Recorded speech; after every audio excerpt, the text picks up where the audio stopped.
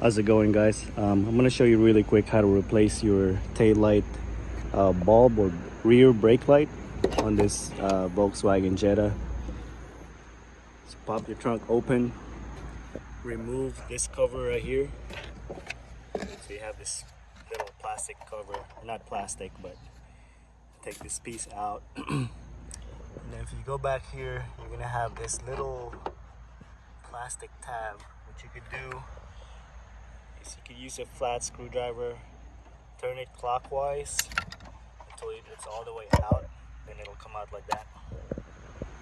Then you come here and you try to wiggle it back and forth like this, and then it'll pull out. Once you pull it out, you're gonna have this wiring connector hooked up to this. Just press those two tabs and pull it out. And then you can set it right here, right here.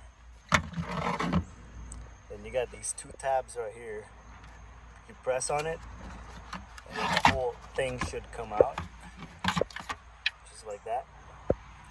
There you go. You can replace whatever bulb is burnt out. I think this is the brake light. It's the tail light. Just twist it out like this.